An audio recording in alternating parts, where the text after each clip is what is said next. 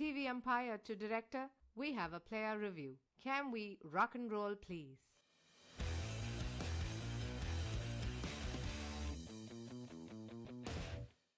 It didn't start off well at all. The conditions seemed to be against them. Things were up and down big time. So many partnerships tried their luck, but almost none of them really got going. There seemed to be one or two bright stars and rays of hope, but they kept fading away. Their big guns tried to press the accelerator in vain, but the handbrake was firmly on. The other team was determined to prove that their strength was indeed a youth strength. And finally, they had to settle for second place by quite the margin, with continued chances of revival. But enough about the coalition that is India, which did a Bazikar like loss this week. We are here to talk about the cricket team that's India, which ended as the winner in a clutch contest today versus arch rivals Pakistan. And to talk about it, here we are on episode 127 of the world's friendliest cricket podcast. Bits and pieces with Tony and Nitin and Hank and myself, El Chopernos. So let's start off with Hank. What are your thoughts on this game? How close was it to all the IPL games you've been watching this season? I actually grew older just watching this game. It was a close game. It was a tight game. India should never have won this game, but somehow Pakistan conjured a win for India. Is how I would say. Okay. That sort of stuff. Let's go to Nitin. Sometimes when you watch these limited overs games, right, you actually experience time dilation happening.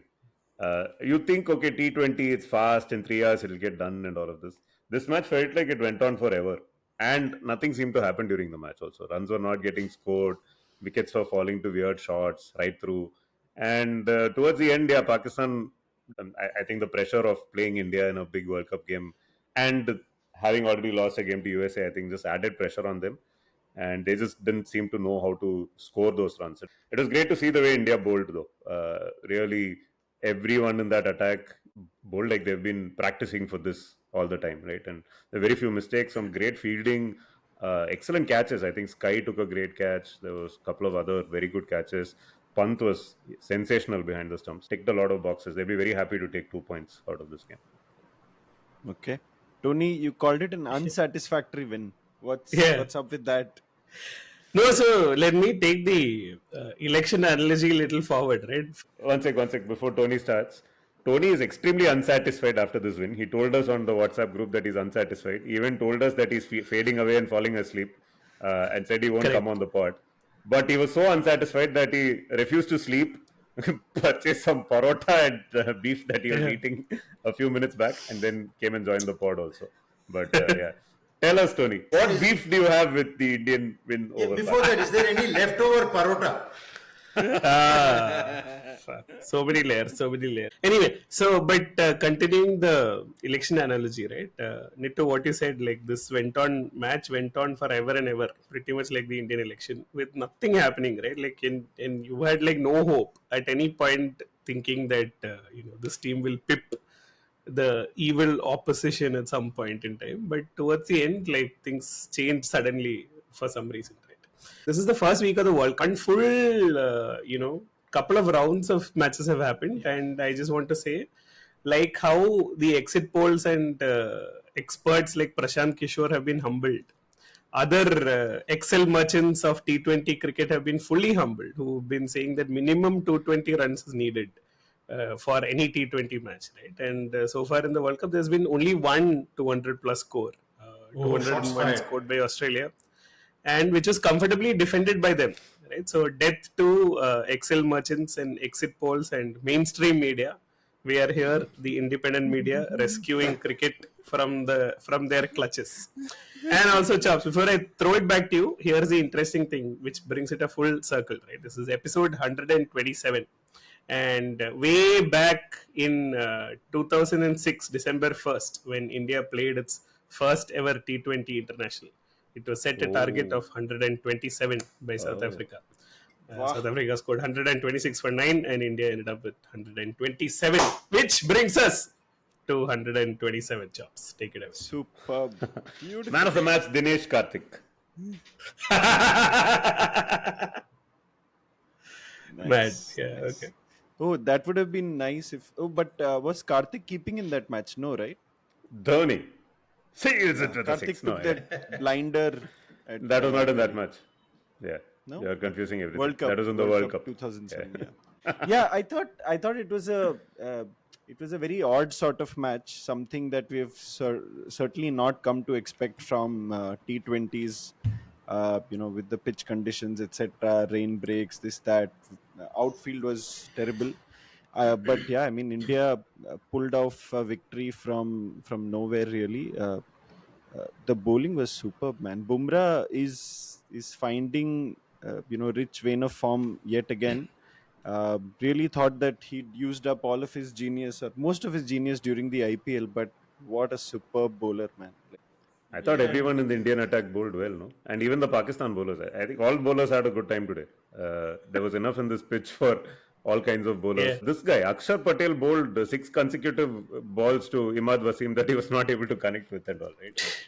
Every bowler had a So good day today. I thought Siraj also bowled. basically, we are saying the real winner is Hank, who has not only brought a drop-in pitch from Adelaide and managed to blend it in 5 months as opposed to 12 months that is needed or whatever, but also managed to get the bamboo scaffoldings up, guys. Like, let's not forget. Yeah. I believe the BNP jinx is the only reason why these stadiums are up and running to begin with. Like, because right, the construction podcast said it would never be possible, and suddenly it all became possible. The stadia, the fact that they've got all these stadia up in 6 months or 4 months or something like that is quite fantastic. The outfield is quite atrocious in most of these grounds, especially the one that they played in today. So I don't know which commentator called it, but that Akshar Patel over, and I think Chops, you were talking about it as well, in which he bowled the series of dot balls to Imad Wasim, just couldn't get him off the park. And suddenly the run rate went up to 10 or 9 and over or something at that point. I think that's when I think the Pakistani players may have, rabbits caught in headlights type of moment that was. And suddenly they said, oh, this is not easy anymore. And then they had to face three quality pace bowlers at the end. I thought Arshdeep bowled that last over well, but it was done before it came to that last over, almost. But it should never have got to that point. Should never have got to that point. What did you think about Rohit's decision to not start with Bumrah and also not bowl him? hey, what full serious analysis are you doing? This is one comedy meme max match, ra? Like the Yeah. only thing that gave India the edge were the edges from Also- Pant. Let's not forget. Like, if you look at Pant's control percentage, it would be like 3% or some shit like that. Like, fellow scored 42 runs with like 78 lives. 90 edges or something like that. Like, Complete Yeah. comedy match. Complete comedy Yeah. match. Yeah, this match is fully out of syllabus. Nothing in this match made sense. India also started off so badly, right, when they were defending. There was a dropped catch. You're like, okay, this is going to be a no loss victory in 12 overs kind of thing. Dubai seems, it was heading towards that, right? And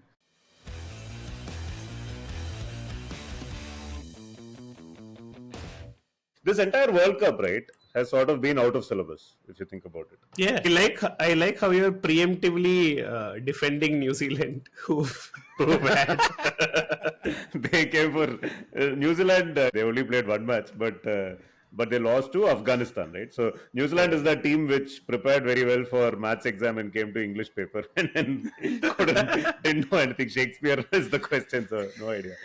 I think even Pakistan today, right? Some of the teams have also struggled from very bad logistics. Sri Lanka have got shafted badly. They don't have a hotel anywhere near the grounds where they are playing. They're reaching cities at 7 a.m. and playing at 10 a.m. This is actually happening. Pakistan, for instance, also only arrived in New York yesterday after, I think, hosting some OnlyFans session for where people could come. No, and that got cancelled. Thank God for that. I don't know what to call that. You can come and have biryani and burger with the Pakistani team, and you pay them for it. There's a website where this was there, right? What's it called? Like Fame or something, where celebrities would give you like a personalized thingy, or you could go out for a meal with. Oh, yes, okay. Fine. Ricky Gervais, no, probably not him, but some lower rung celebrity, maybe Ifti Chacha, I don't know, somebody. They've been doing all that. In the middle of that, they don't have rooms. They're not in the cities where they should be playing.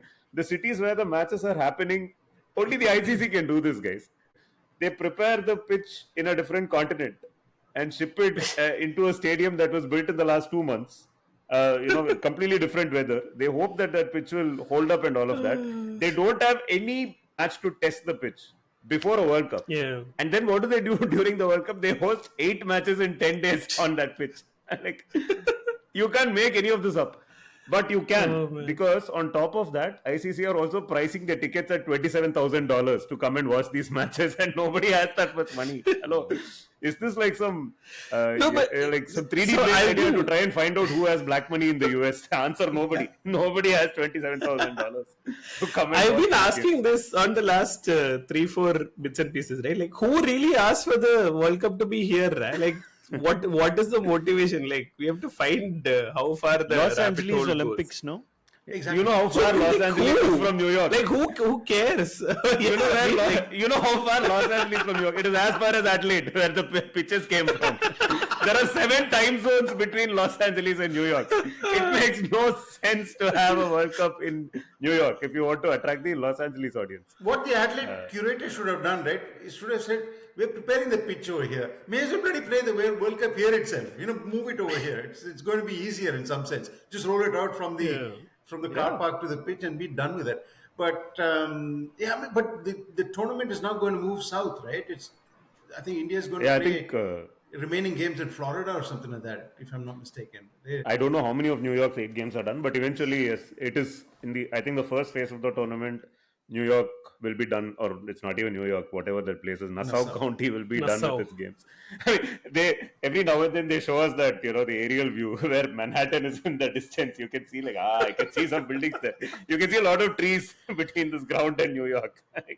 Why did we come here? What is going on? This is exactly what would have been running through Pakistan's mind, which is why they played the way they did. Oh, so the reason they couldn't find hotels close by is that there are no hotels close by. Yeah, there is only. It's an island. There are only tree houses because there are only trees. Yeah, and poor guys. And it's a very small island, very not a densely populated island. It's a very and if there was a reasonable population there, the Patel Motel would have been there, so they could have gone and stayed in the Patel Motel or something like that. Yeah. Nearby. But and the outfield is crappy. How do you go to New York and come up with a crappy outfield? I don't get this, right? The whole you see 4th division European cricket league, those meme videos and all have lush beautiful outfields, right? ICC is not preparing those grounds. Nature takes care of things in that weather. Dharamshala had a better outfield. How do you end up with an outfield that looks like this in a World Cup? Right, twice in successive World Cups actually, if you include Dharamshala. But at least there you could say it was the weather. The funny thing is, in spite of all of this, or because of all of this has become a very interesting World Cup, right? Yeah, And but see, once again, Yeah. just to finish the train of thought, right? In India, you could say, and we did rightly say, you couldn't ask questions because BCCI would shut you down. They wouldn't give you press passes and all. Here, who was asking the questions? Right? Some PDP fellow was saying, "Oh, there are no jerseys," but who was asking the questions to the relevant authorities? He's asking. There are no jerseys. Your biggest concern. He's been complaining about everything. Right? Peter De La Penna has complained non-stop ad nauseum. There is nothing that he's not complained about. He's complaining about the Indian engineer who came from 300 miles away, got the wrong seat. His wife gave him bulb and went shopping in New York, saying that you're a loser. You go and watch the match here. And then Kapil won the World Cup. He's complaining. What? While wife is shopping. roaming around. He's also complained about things like, there is a party stand which is fully empty. No, this was during the Bangladesh versus USA three-match series that happened before the World Cup. Okay. They had a play, and this is true even for the World Cup games, by the way. So these very expensive tickets, it's all inclusive food and alcohol, all you can eat and drink, and you watch the match, and you for the princely sum of $27,000 or whatever that number is. Oh, I thought you were joking about $27,000. No, it's real. I was. No, it's more like 7,000 or something. But still, $7,000 is a lot of money. I don't remember the exact number, but it's very, very high. It's extremely expensive, right? And they also jacked the prices further up. After USA defeated Pakistan, they jacked the prices further up for India versus Pakistan, apparently. So what Peter Della Pena has done, and his Twitter account is great fun to follow. He has actually roamed around these stands, these special stands where the food and booze is being served. There are like 4 people in that stand, I think, the organizers or whoever. And the food is all looking atrocious, by the way. It's very average looking food. So even if you actually paid and came to watch this, have this experience, you would go back with a very, very bad tummy, most likely. You'd just be unhappy about getting gypped. But yeah, so every match, the straight stands, the New York game, the straight stands are empty. All the other stands fill up because those are the more affordable ones. And there's enough of a diaspora population, right? So when Sri Lanka played, also you had enough people. I think Bangladesh versus Sri Lanka was actually a packed house. It was not in New York. It was also at prime time, local prime time, as opposed to Asia prime time. So it's been an interesting World Cup in that sense because you actually had a quasi Caribbean American vibe to it. You had these minnows have been doing really well. Associates and Ireland have all been doing so well. I should take that back. Ireland have not been doing well. So only tale of this World Cup progression can be summarized by Nitin Sundar talking about Ireland and associates. You remember the two? Yeah, exactly. Nitin's biggest faux pas on Twitter to Nitin's biggest viral moment on Twitter. So much so that mainstream media has turned it into a full-ass story. Nitu, you have to tell us this. Basically, first time you fell in trouble was when you referred to Ireland as an associate nation. Although they were confusing me for someone else. So I refer to Ireland as associates on our podcast, which is listened to by 4 people who are in our WhatsApp group, you 4 guys. So I didn't get into too much of trouble. But there's another podcaster in the cricketing world who also bowls off-spin for India, who referred to Ireland. R. Ashwin referred to Ireland as an associate in his YouTube show and got taken to the cleaners by Twitter only. So but you tell us what took you to the pinnacle of fame this week. What did not take me rather to the pinnacle of fame was my tweet after after Pakistan were defeated by USA.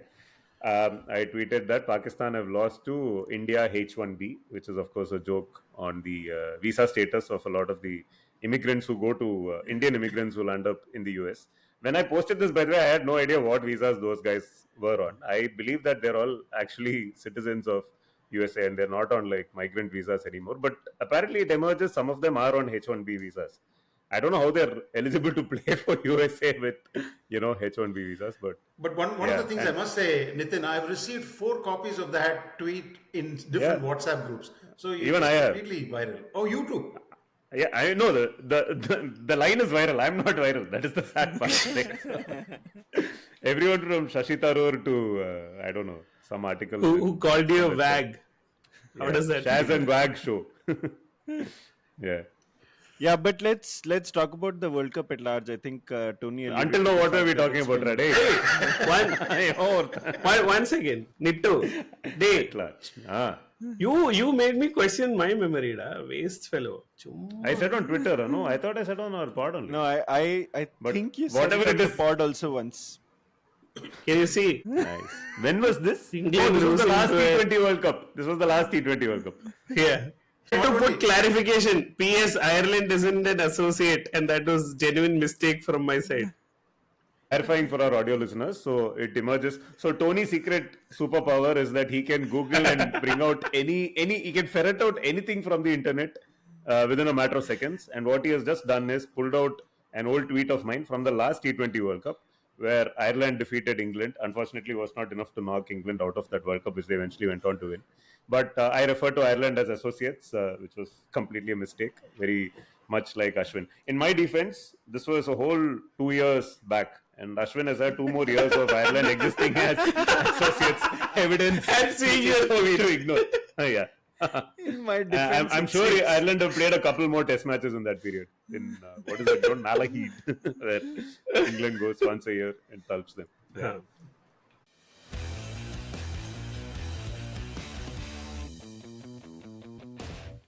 Pakistan have lost to India H1B. Yeah. But now Pakistan have also lost to India. So, but there was this, I think Saurabh Pant, who's the stand-up comedian, made this point in one of his shows or something that India were facing the pressure because after Pakistan had lost to USA, India can't afford to lose to a team which Correct. lost to India, not even B, but India H1B. Though it looked for large parts of time today that India would lose, but so it goes.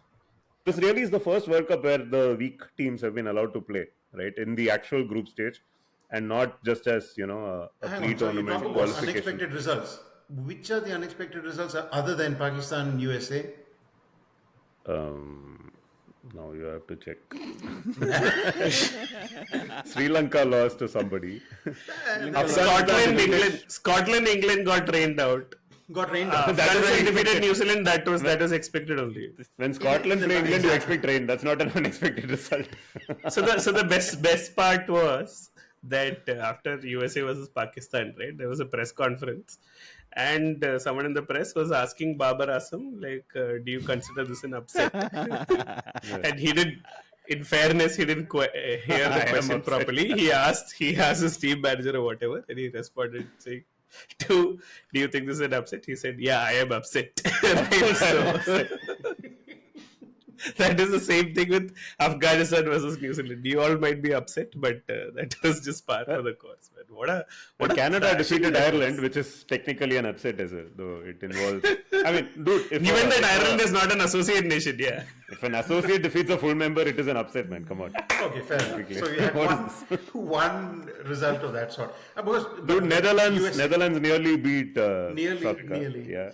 And Bangladesh defeated Sri Lanka. At some stage, that will cease to be an upset. But I don't know. The Nagin Derby, anything can happen. It just depends on where the snake goes and on that particular day. One day Python, one day Cobra. Yeah. Exactly. So, Hank, are you suggesting that you've been following this World Cup closely?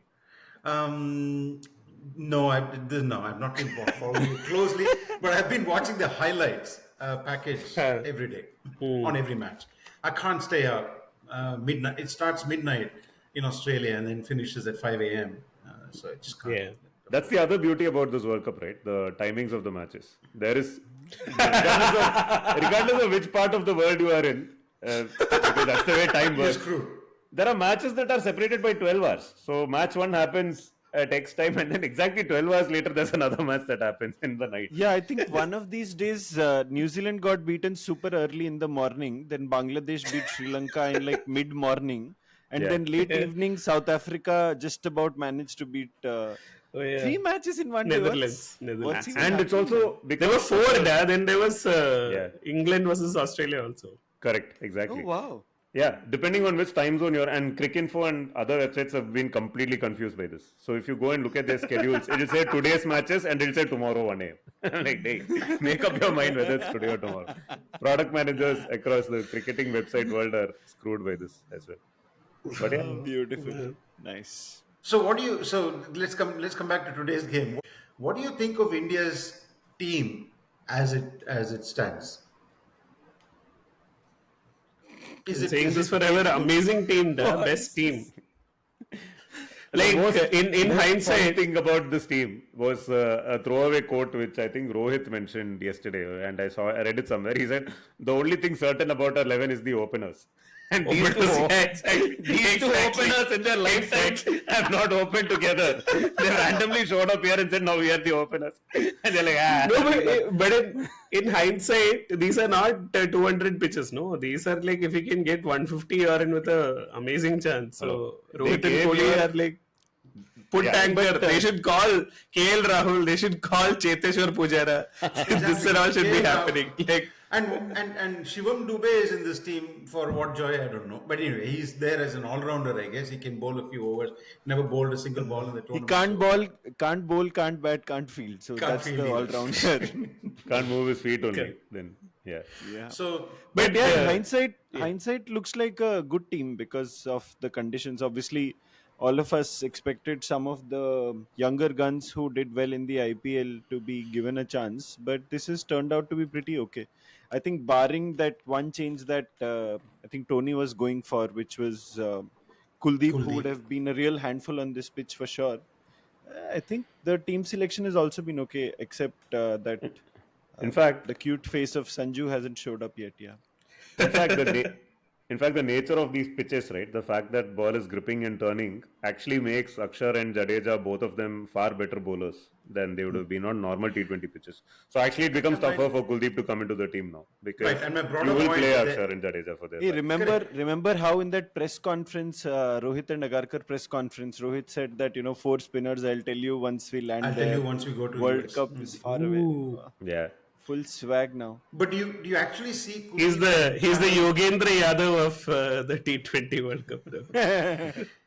Do you see Kuldeep and Chahal getting a game at all at this stage? I mean, I Depends on whether you want your number 11s to start coming from number 6 itself, or you're okay with them coming at number 8, because that's what the call is. But I mean, No, now basically we'll have that game against USA and Canada. Pretty much they'll experiment. No, like by now you are pretty much more or less certain of a Super 8 spot. Give them a go. You will give them a go. experiment. See, the thing is, you only have 3 pace. There's no other pace bowler in the. what is that to team, experiment? so there's no experimentation. You stick with the same team.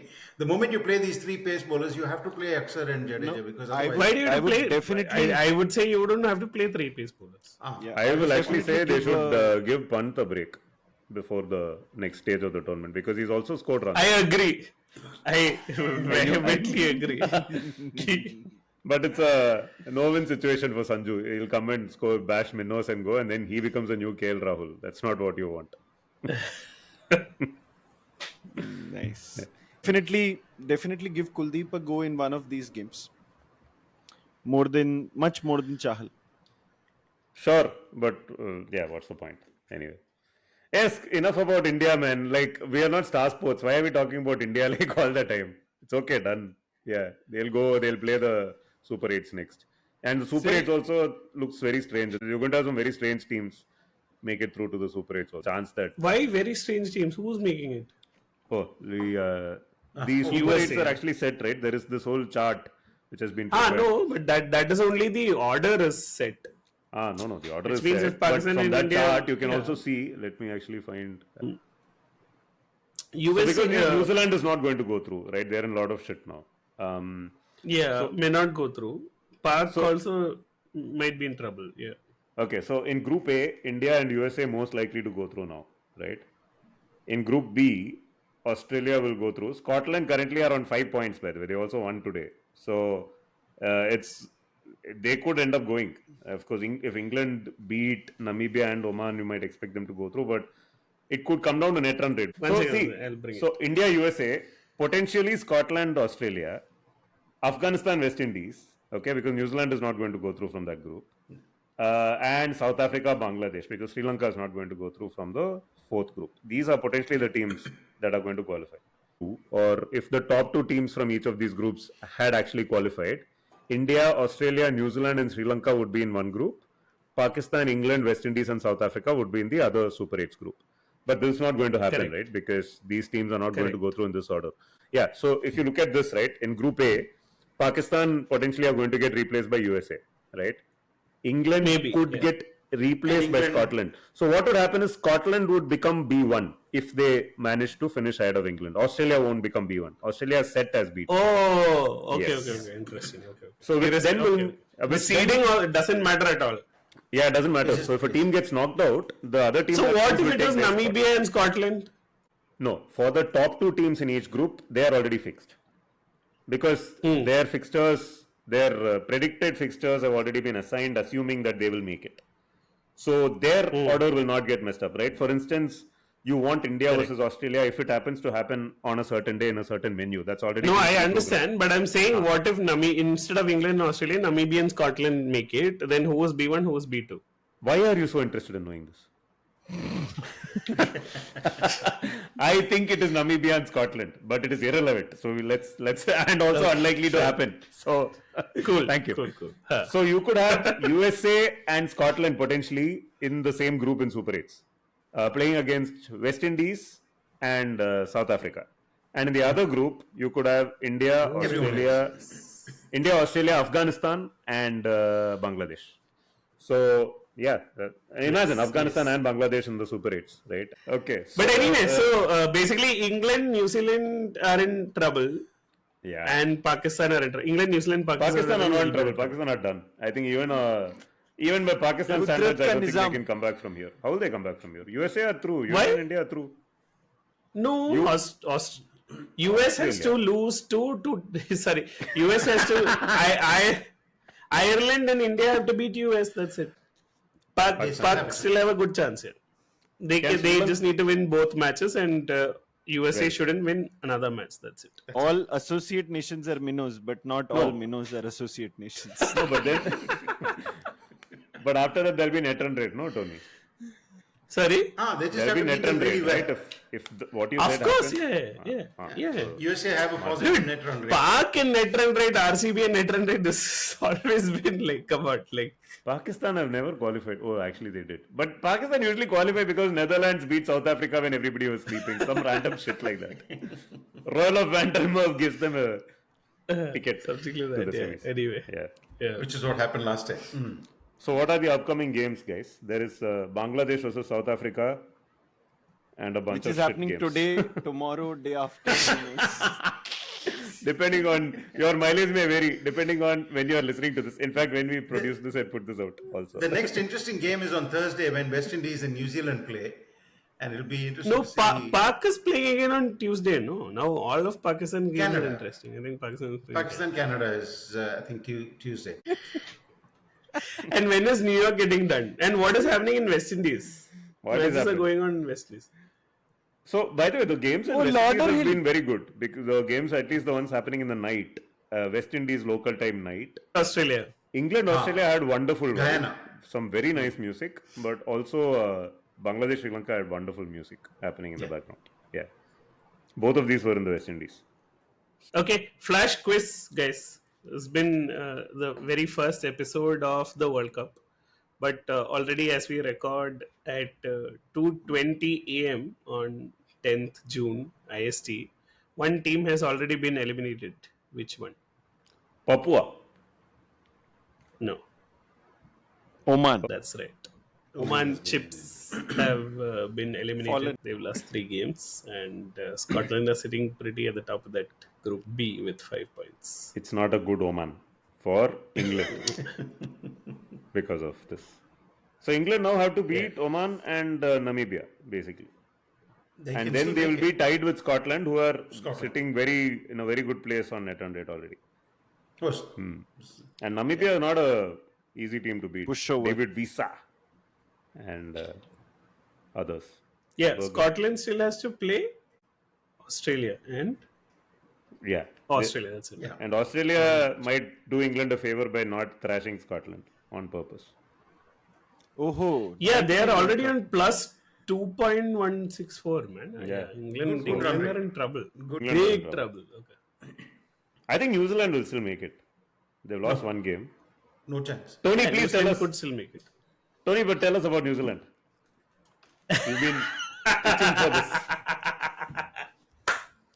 Man, I mean, here's the thing, right? Like, we've been arguing on this pod for weeks and weeks together whether to take Rohit Sharma, Virat Kohli, should Abhishek Sharma be playing, Yashasvi should be opening, where is Gill, KL Rahul, that, this, and the other. Meanwhile, New Zealand have sleepwalked into another tournament. Kane Williamson captain, Kane Williamson opening back. What shit team, man? Like, why are we even like humoring these fellows? Like, on the other side, there is USA with a much better, brilliant story. One fellow we actually have his out of office message from Oracle, which is captured on screenshot. All of this is happening. Like, they are actually the real underdogs. They're like, what? Like, one guy is the captain is running a restaurant, right? He's running a restaurant, literally, or not running a restaurant. Can he's you working please in a feed the restaurant. Pakistan And guys- players? Meet and greet. No, wait. Assam Khans have already diversified, it seems. No, this is a tweet that went viral, no? Yeah, so one of the questions was after Pakistan's first match, should they make any changes? And someone commented saying, yes, Assam Khan should open. And his second comment was, a restaurant in New York. In Lahore. in Lahore. In Lahore, yeah. Which is complete waste. At least if he opens it in New York, his team will be able to eat. If he What is that guy? Babu? Babu The guy from- Bhatt from Seinfeld. Yes. Babu Bhatt. Seinfeld. The only New Zealander who can make an impact this World Cup is Corey Anderson, because he's no longer playing for New He's Zealand. no longer playing for them. He's playing for the US. US, right? Afghanistan have a great chance, much better than New Zealand do. I think New because Zealand they is stuffed. started out of there. They're not making it. I think Afghanistan is making it completely from that. But this is precisely the opposite of what I should be doing, because very famously BNP jinx means that now New Zealand are going to beat all odds and probably like knock No chance. West Indies India and out. Afghanistan. Absolutely no chance. New Zealand. I also, the preparation and logistics for lots of teams have been very compromised in this World Cup. New Zealand have come extremely rusty apparently. They have not played as a team for a very long time. And by the What way, has Ian India Smith- done? The interesting thing about that New Zealand game against Afghanistan was that Ian Smith was ropeable. He was absolutely popping his vein. Every other What did you say, sentence talking gropeable? about ropeable. Oh. Ropeable. Means he was I've never heard that He was term. like, it's a very popular Ropeable. Australia ropeable. Yeah. Rope sapoto. As in rope. he could be twisted into a rope. No, I don't know what actually the etymology of that is, but if you're ropeable, then you're just beside yourself. You're really absolutely upset and you're popping a vein in every sentence and really, doing that sort of stuff. Really angry. Vijay Yeah, oh my God. Whopping pain, Weird popping a reference. vein. Okay. Yeah. So he every other sentence you're saying the preparation is bad. They haven't played well. They haven't really played as a group. As if, suddenly, these are professionals. They should be able to play as a group. They've been playing together. There's only 20 people in New Zealand and 11 of them are playing cricket. And, they should be able to know how each other plays and all that sort of stuff. And They know how each other like, play. They you know, don't know how to- Rashid Khan for- plays. That is the problem. that's okay. That might be, maybe. Forget your like 20 people is an exaggeration, but realistically, the New Zealand squad has fewer potential players than bits and pieces as panelists every week, right? And we just slotted. Come on, like, please, what is the excuse? Yeah, Like, you just make do. And you've We been just playing with each other. It's the amateur same players who professionals. were playing with each other all the time. So it's not as if you suddenly need Yeah. to, welcome a new person. Hey, Rachin, how are you doing? Macha, I learned about your name, da.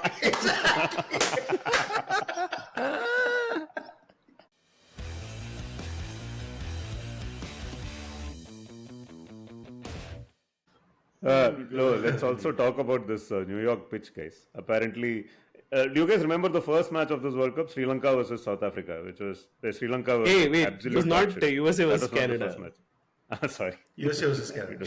Do you remember the first proper major match of this World Cup versus Sri Lanka? We just know that the guy who won that match was basically Temba Bavuma with a beard. Aaron Johnson. Aaron Taylor, Jones. a guy called Taylor. Aaron Jones. Aaron Taylor Jones. was the guy who picked up that brilliant catch. Brilliant Yeah. catch. Aaron So Jones Canada is versus the Meesa USA Vecha was, Indran. Meesa illadavan Chandran. Canada USA was in Dallas, by the way. Dallas, yeah. Yeah, so Sri Lanka and South Africa later played their first game in New York, right? And it was an unplayable pitch. Sri Lanka got completely smashed by who were the bowlers? Rabada and Who were the bowlers, it seems? Andrik Nokia skittled them out, right? So ever Andrik since Nokia, famously, who has been hit for sixes by Ravichandran Ashwin, Ashwin, who's Dhoni, not good Pant- enough to no, not make Pant, the same team. Yeah, Romario. yeah. After that anybody and match, everybody. Yeah. so that was the first match. The second match in New York also was a shit affair. After which, I think Andy Atkinson and the other people involved in this great migratory pitch business tried to repair that pitch. They actually tried to shave off some grass, tried to water that pitch because there was a lot of uneven bounce in addition to all the other troubles that it was giving. And at the end of all of that, they have produced a grand 119 place, 113 match today between India and Pakistan on that same pitch. They shouldn't have done anything to that. But the commentators were, hyping up the pitch, saying, "Oh, it's really playing well. It's a true pitch, and it's, good to have bowlers in the game as well." And The pitch actually did not misbehave at least. It was not an easy pitch to score on. Yeah. But if you remember, No, even India's Ireland first match was bad, yeah. Ireland, yeah, it was quite bad. I think Pant got hit in the end or someone got hit in the end. And, Yeah, Rohit and Pant, both of them. Rohit too. yeah, today at least it was all true. Retired hurt as well. Yeah, today the ball was gripping a lot, but the bounce was true. It was not unfair. The match wasn't. Mohammad Nabi has defeated 43 countries, guys. I don't know if 43 is the correct number. I hope it is because I said it with a lot of feeling. But that's part of And the joke. 43rd one is New Zealand. Yeah. Yeah. But imagine I mean, that's pretty cool. I don't think too many sports people in the world would lay claim to a. I didn't know 43 countries play cricket. That's also true. Not many people would know that 43 countries, including Ireland, play cricket, guys. And that's an outstanding achievement, man. Like, I don't think someone should actually check in team sport playing against 43 different countries and coming successful is, I think maybe footballers probably. Football is possible. Yeah. Any comments on the commentators before we? No comments. No comments. I am upset, as Baba Azam said. So Yuvraj Singh. I mean, seriously. Hey, no, that fellow was there in the commentary box today, no? We haven't covered Yuvraj Singh. We haven't covered the best moment of the week, which is when ICC, in all its imagination, has set up fan parks to teach the people of US how to play cricket. And who ended up there except the person who's taken multiple international wickets, turned up at a fan park and received instructions on how to bowl from one of the guys there, from some rando there, right?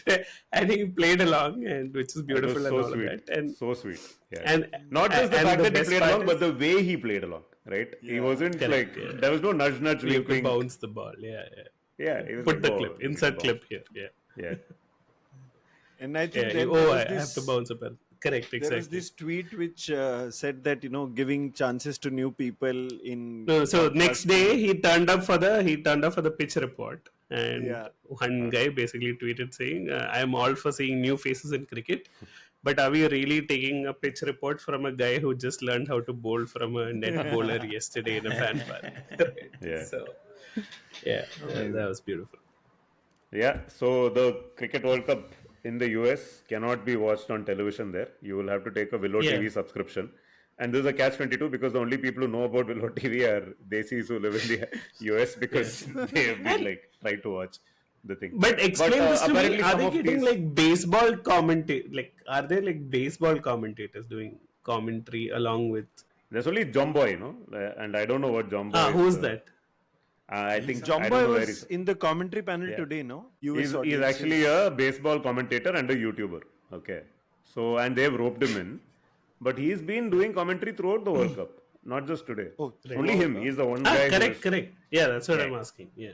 And he brings in baseball analogies and he describes cricket very easily, right? But There are only two to bases. Willow TV audiences who are normal TV. familiar with No, it. he's on the normal. There's only one feed. India Willow audience. TV gets the same feed that Star Sports gets. I know because I watch it on Willow No, TV. I'm saying, what is the point of adding him if you're not sending this feed to people who don't? No, they are Otherwise, sending it to them, but they have no way of finding it because they don't know it exists. It's a proper catch-22. It's like our podcast distribution. Yeah, literally the only way you can listen to that commentary is by being a part of that commentary itself, which is how Bits and Pieces gets its listeners. Live Same listeners. Yeah. But Jomboy, there was a video of him explaining cricket, right? He said it's basically baseball with two bases and you keep running. And he tried to explain how there are no fly balls, right? So in baseball, there's this concept of a fly ball. Unless you hit it in a certain zone, you cannot score runs, right? If like a top edge that goes behind the keeper's head in baseball. Why am I explaining baseball on this podcast? But anyway. You know what? That's what I was getting to. You know what this is, right? It is basically a conspiracy for them to get cricket audiences to understand baseball. All this is building up towards discussing Pakistan's disastrous super over against the USA. Go for it. Which was They bowled 10 balls, right? They were behind the 8 ball and then they bowled 10 balls. in the Super Over. How many Jobs versions? or Hank, one of you should like. I just have one How many theory. overthrows? Amir bowled the Super Over. And Harris Ruff bowled an absolute stinker of a 20th over also, which is how the match got Yeah. tied. And I think the reason he did that, by the way, is because now when you think of Harris Ruff, or you Google Harris Ruff, it's always that one Virat Kohli shot, right? Which he's known for. Now he's known for other stuff. He was doing SEO clean. Diversifying. Let me fuck up against some other team so badly that I'm not remembered for what happened against Virat him. Kohli. That's the theory, guys. After that, that's how many balls the Mohammad Amir is still bowling that Super Over, man. Like wide, no ball, 3 wide. New joke. In 2007 World Cup in West Indies. 2007. Saurabh Netrawalkar got his gratuity PPF and retired from Oracle. Still that over is going on. They gave him a pen for his farewell. God. New joke there. No, but what is happening in that Super Over, guys? Like, come on. Like, The reality is none talking of us remembers. You realize that, right? But full marks to USA, man. Like that team is. It's not a bad team, and it's a good thought experiment. If you put that USA team in the IPL, they would probably finish 6th or something. They're not a very bad team. Yeah. Really? Yeah, they'll beat Punjab Kings any day, man. Any Please day. don't give Jessa any ideas. He will make USA. One more Indian team in the IPL. Oh, man. I think their captain hit that amazing 6 against Shaheen Shah Afridi. Straight down the ground. What a shot. Yeah. Amazing shot. Mohank. Monank done good If job. you're able to do that, right?